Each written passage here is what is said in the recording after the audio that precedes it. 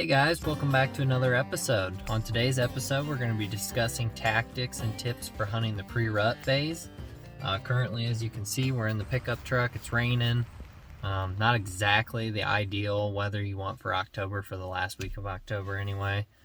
We've had rain every single day pretty much. We're under a flood advisory right now, and that's bad for us because we have a creek crossing to get to a lot of our stands, and the creek's flowing pretty good. So we're going to take today this rain period, and we're going to be heading in to hang a few more sets. So that brings up the first tip, guys. Anytime you have an October rain, take a negative, turn it into a positive. It's a great time to get in the woods, check trail cameras, change batteries, hang sets if you want to hang up a new set based off of new intel. That's what we're going to be doing right now. We're going to be heading in. We're going to be replacing some batteries on our Tacticam, and then we're throwing a Novix up over one of our timber ponds.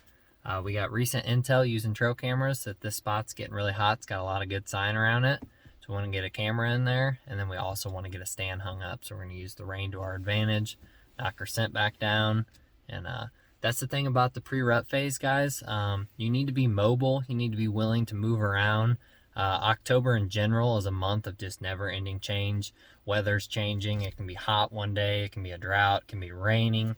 It could snow tomorrow. And we've had a lot of years in the past where at least the tail end of October has been really, really cold. And even 2 years ago, I think it was, we had snow in October on Halloween. And so you just need to be ready to be mobile and move around. And that's one of the keys to being successful during this phase. And that's why we're taking advantage of today. And we're going to use this rain to hopefully get this new set hung up and slip in and out undetected. Some of our other tips and tactics, guys, for hunting this phase and things that we've been successful using is we like to do preset stands on our private property. If you're hunting private property and you're fortunate enough to be able to use preset stands, blinds, things like that, where we hang our stands for this time of year is obviously over primary scrapes. We talk about that all the time. And then we put blinds over known food sources like primary food sources, micro plots, and things along those lines, just areas where we know are high odds food sources during this time of year. The bucks are going to be looking for the does. That brings up the next tip for this phase. This phase, if you've had a lot of nighttime trail cam footage of bucks hitting your food plots and you've been kind of disappointed, well, it's all about the change. This is the phase where I start focusing on what the does are doing, and I'm going to the known food sources where I've seen a lot of doe activity. So wherever you see the does most frequently hitting, those are the areas I want to be hunting during this phase, because the bucks are going to be scent checking those food sources, looking for the first available doe.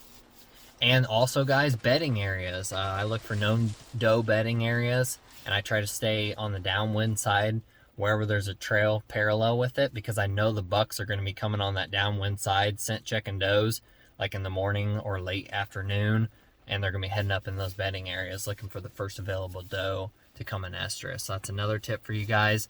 I switched from just looking for bucks and where I'm seeing the bucks at to where are the concentrations of does, like high concentrations of doe numbers. And those are the ticket this time of year. I'm obviously still putting set stands in areas like that have changes in topography, pinch points, creek crossings. I really like hunting over primary scrapes. That's why we start those in the summer.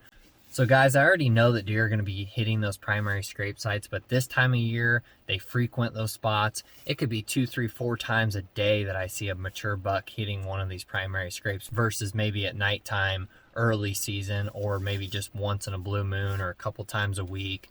Now they're going to be hitting them multiple times a day, every day. So these are just some of the tips and tactics for the pre-rut. Look for doe bedding, look for primary green food plots, have set stands on pinch points, creek crossings, where topography changes. Obviously stay on the downwind side of doe bedding areas, and then don't be afraid to be mobile like we are right now. And anytime you have something like a rain day, that's when you want to be slipping in, changing trail camera cards.